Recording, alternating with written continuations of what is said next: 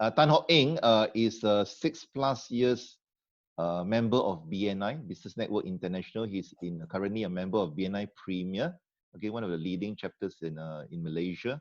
And he has a lot of experience in coaching, or rather training, which I will let him introduce himself, because I would not do justice by me introducing. It will be better for him to introduce. But one thing I know is that he's very good in soft skill training. That is, of course, given. You can anytime ask him to give a soft skill training, he will say, okay, let's do it tomorrow. Okay, so let's give a big hand. Coach, you have around about 8 minutes, but I would just roughly be there. I think, Okay. yeah, you should be. I know you should be all right. So, okay, let's give a big hand by pressing the reaction bar. Then a big hand, and as well as we give our big hands ourselves in person. Yep. Okay, over to you, Okay. Coach Shan. Over to you. Okay, good morning. Good morning, everybody.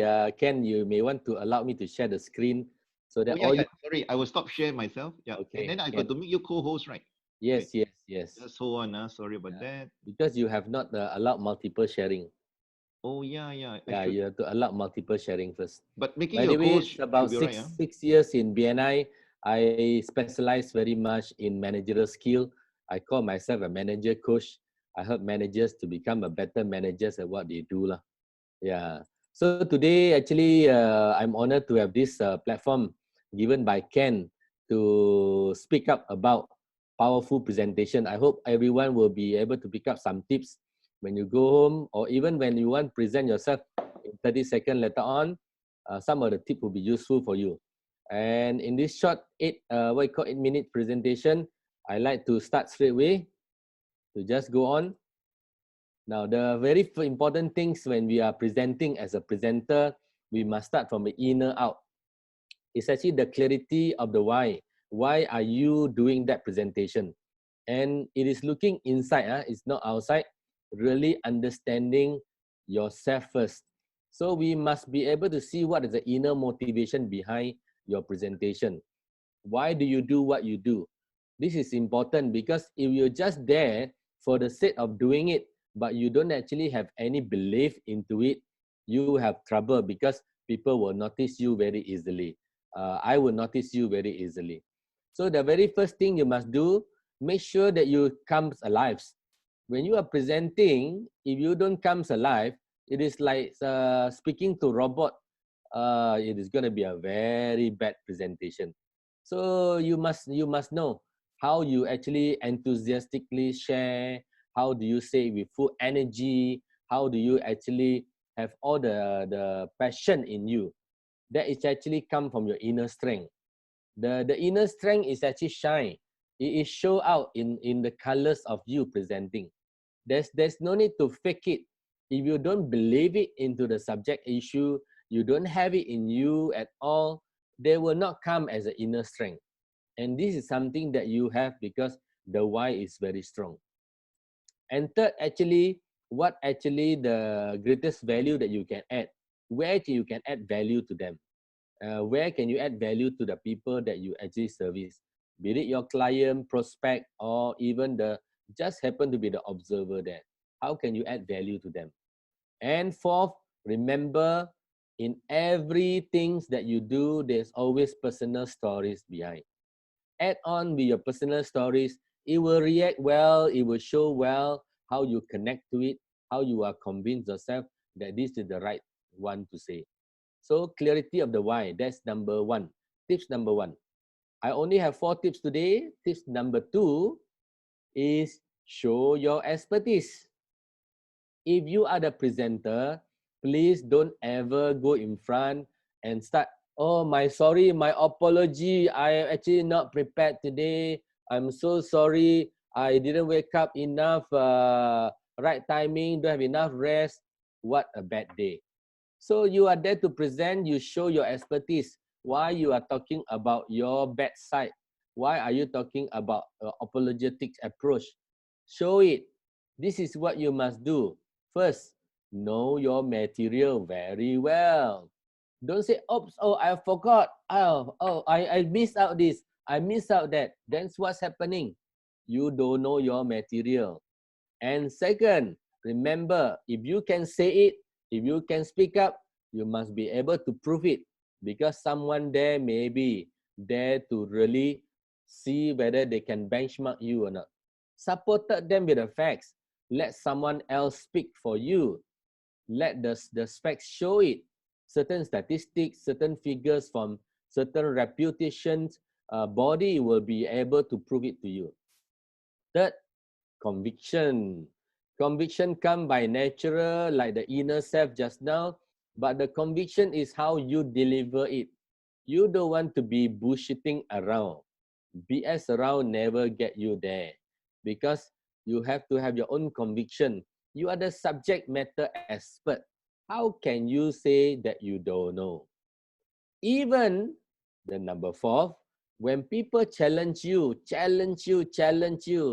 until the fact that they actually, you don't know what to answer, you can still take it back and become yours as an expertise.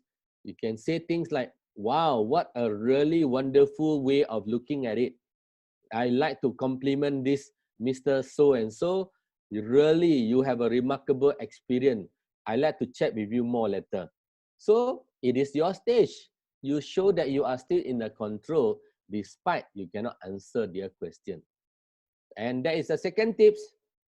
The third tips is to engage the audience. As you can see the picture in the screen, if you are engaging the audience, actually we know, and every participant know that you are engaging them. The way you look at them, your eye contact, your question, your body posture, where are you facing, all are engaging audience. It is really important, and this is some of the few things that you must do. First, of course, you get to know. Now, this is the BNI principle, isn't it? First, get to know our members. Second is what? You get to like them as you know them. And third, only you can trust them. In BNI, we truly believe about this.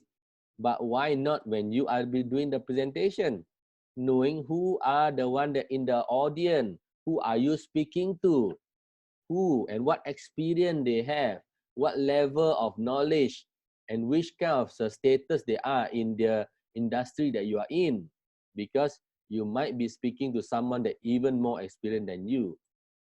Second, connecting with all of them. So as a presenter, I always suggest one thing: come early. Come very early. You must be able to do the open networking session yourself. Walking about, knowing as many people, knowing their name, knowing their profession, company name, and even gauge their experience.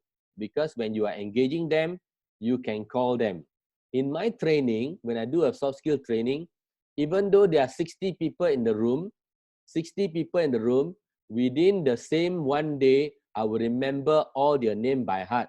I will call them by name because I want to connect with them.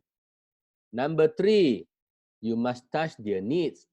Everyone have their needs, and don't forget their want too. But more important is their need. Remember, when you ask question, you must be able to touch their need. When you share, you must touch their need. And number 4, use them to tell more. When you are stuck with idea, there are sometimes we have got a bit blank out. I'm sure everybody actually will experience this when you are doing presentation. Then you call a friendly faces.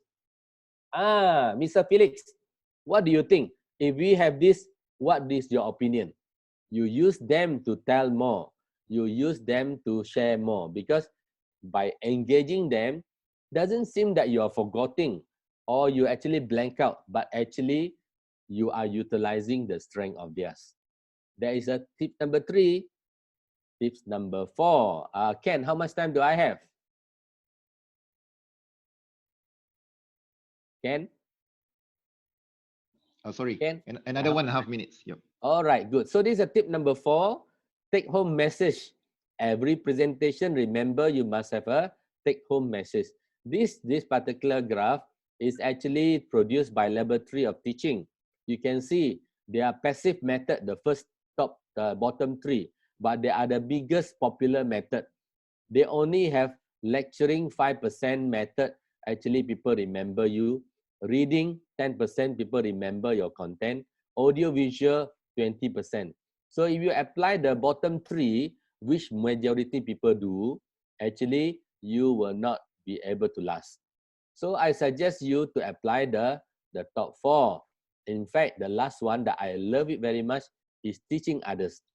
So it's like even Confucius say, I hear, I forget, I see, I remember, I do, I understand. So structure your presentation well so that it's easy for them to take home. Summarize it well and play and involve. I just want to play a quick game here.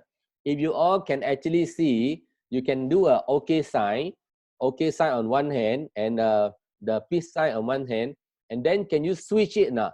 Switch, you know, switch. Switch. So one OK, one switch. So like this, as quickly. Can you do like what I do? Can you all try? See whether can you switch. One OK, one piece, one OK, one piece. Can or not? Can you all do it? Generally, play them and involve them. The fourth item, close with a bang. Memorize it. Make them memorize. Then, last but not least, follow up after your presentation. So that is the end of my sharing. It's only short 8 minutes. Practice, practice, practice. Right practice only can make perfect. Wrong practice will make it permanent.